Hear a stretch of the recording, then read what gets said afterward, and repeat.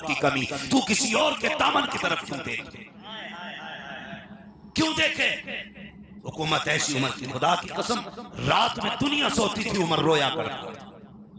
ہے کوئی آج ذرا سی پردھنیا بن جانا تو کپڑوں میں نہیں آ رہے، پردھان کے پاس بھی چلو کچھ پاور ہے، ممبر بن گیا نا، ممبر بی ٹی سی کا، یوں ہے۔ عمر وہ ہے جس کی آدھی دنیا پہ حکومت تھی، دنیا سوتی تھی، گلیوں کا چکر لگاتا تھا نبی کا عمر۔ کیوں؟ کہ اگر کوئی کتا پیاسا مر گیا دریا کے کنارے تو قیامت میں عمر اس کا کیا جواب دے گا؟ یار جسے کتوں کی اتنی فکر تھی اسے انسانوں کی کتنی فکر ہو؟ کیا سبق پڑھایا؟ نعرہ رسالت، عظمت صحابہ، ذکر امیر المومنین، اصلاح معاشرہ کانفرنس۔ ہمارے دیش کا اصول ہے یہ کہ ہر فوجی کو 4 مہینے میں چھٹی دے دی جاتی ہے گھرانے کی، لیکن یہ سعودی اور دبئی والے یہ 2 سال تک پلٹ کے نہیں آئے۔ سیکھو یہ 4 مہینے میں چھٹی کیوں؟ یہ عمر کے دور سے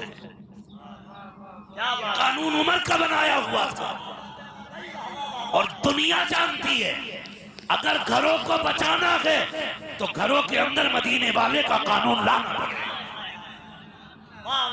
عزت صرف مسلمان کو پیاری نہیں، ہر دھرم کے انسان کو اپنے گھر کی عزت پیاری ہے، وہ کوئی بھی دھرم والا ہو، سب کو بیٹی بہو کی عزت پیاری ہے۔ آج 4 مہینے میں چھٹی ملتی ہے ہر فوجی کو، ہاں بورڈر والا بھی 4 مہینے میں آتا، لیکن یہ سعودی والا نہیں آتا۔ آپ پلٹ کے لوٹا پیارے، میں وہ بات کہہ کے جا رہا ہوں جو شاید اگر نہ مانی تو زندگی بھر رونا پڑے، زندگی بھر رونا پڑے۔ حضرت عمر فاروق اعظم کیسا خلیفہ، خدا کی قسم دیکھو تو صحیح، دنیا سوچتی ہے خود پہرے دیتا ہے، چکر لگا رہا ہے۔ آپ کو دور بستی سے نہ ایک آگ جلتی نظر آئی، خیمے میں گئے، جا کے پوچھا کون؟ کہا پردیسی ہیں۔ کیسے آئے؟ کہا کہ آئے تھے اپنے تجارت کے کام سے۔ کیا ہوا؟ کہا بیوی امید سے تھی، درد ذہ شروع ہو گیا، کہیں بچے کی ولادت کا وقت ہے، اجنبی ہیں، پردیسی ہیں، کوئی ہمیں جانتا نہیں۔ اللہ اکبر، فرمایا ٹھہرو ابھی آتا ہوں۔ انہیں پتہ نہیں تھا یہ سامنے کون ہے، اور گئے اپنی بیوی کو لیا اور کھانے پینے کا سامان لیا، گرم کپڑا، پانی گرم کرنے کا سامان سارا لے کے جنگل میں اس خیمے کے اندر پہنچے جس میں اجنبی تھا، بیوی کو اندر بھیج دیا، خود مرد کے ساتھ باہر بیٹھ گئے۔ تاریخ میں لکھا ہے جس چیز کی ضرورت پڑ رہی تھی عمر خود پانی کو آگ جلا جلا کے گرم کر کے بیوی کو دے رہے تھے۔ آدھی دنیا کا بادشاہ ہے، اور بچے کی ولادت ہو گئی۔ جب صبح ہوئی کہنے لگے کیسے آئے؟ کہا عمر سے ملنے آئے تھے۔ کہا پہچانتے ہو؟ کہا نہیں۔ تو کہا مجھے ہی عمر فاروق اعظم کہا جاتا ہے۔ چیخیں نکل گئی، کہنے لگا واہ، جیسی باتیں سنی تھی ویسا پایا، یہ نبی کا عمر ہے۔ لیکن جانتے ہو ایک دن بیوی نے کیا کہا؟ عمر قیامت کے دن میں دامن پکڑوں گی تمہارا، تم نے میرا حق مانگا ہے۔ اتنا سننا تھا حضرت عمر فاروق اعظم کی چیخ نکل گئی، اللہ اکبر۔ وہ بیوی کا معاملہ تھا، عمر میں تمہارا دامن پکڑوں گی قیامت کے دن۔ شریک حیات آنکھ میں آنسو ہیں، بتا کون سا حق مارا گیا ہے، بتا تو سکی کون سی خطا ہو گئی ہے۔ ایک خاتون بتا تو سکی، ایسے پلک پلک کے رو رہے تھے جیسے بچے رویا کرتے ہیں۔ بیوی نے کہا عمر بات یہ ہے تم پوری رات پہرے دیا کرتے ہو، میرا بھی تو کوئی حق بنتا ہے، میں تمہاری بیوی ہوں، میں بھی تو چاہتی تھی تمہارے ساتھ زندگی کی محبت کے پل گزاروں، دن بھر عدالت کے لیے بیٹھے رہتے ہو، رات بھر پہرے دیا کرتے ہو، اے عمر میرے لیے جو وقت تھا وہ کدھر گیا ہے؟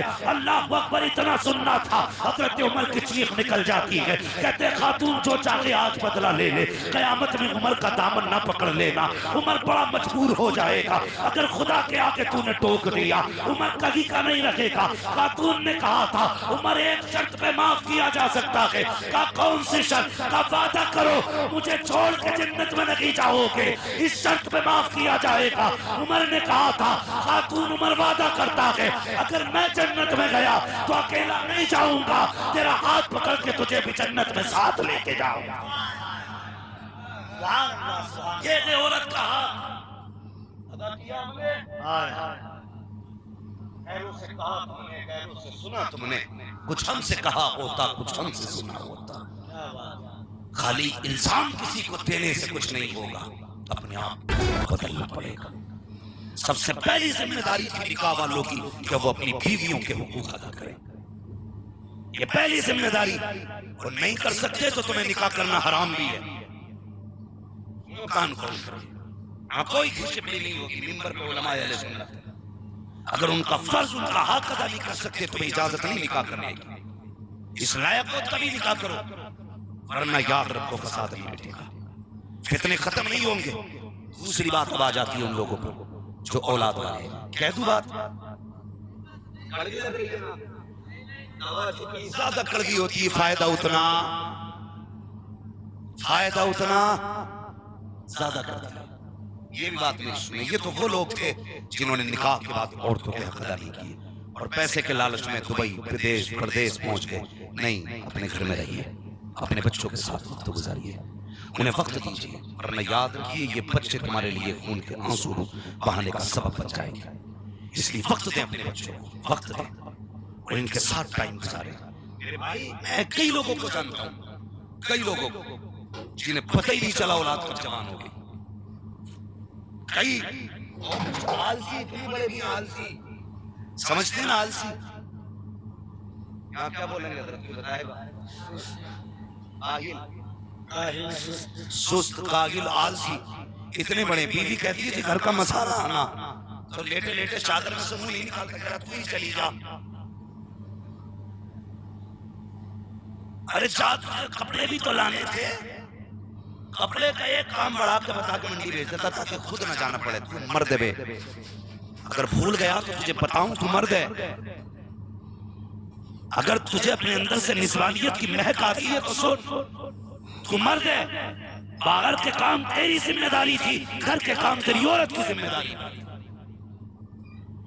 اس لیے نہیں گیا گرمی میں کون جائے گا. نتیجہ کیا نکلا؟ ایک بار ایسی گئی کہ پلٹ گئی نہیں. اسے نقاب کہتے ہو؟ تجھے ایک نقاب کی کہانی بتاؤں. مولا کائنات مولا علی کا دور ہے. ایک بیٹی نقاب پہن کے گزر کے جا رہی، ہوا کا جھونکا آیا، چوک سے گزر رہی تھی. دھیرے سے ہوا کے جھونکے نے کپڑا ہٹا دیا. ایک جوان گزر کے جا رہا تھا، اس کی نگاہ اس لڑکی کے چہرے پہ پڑی اور جا کے اس کی آنکھوں پہ پڑ گئی.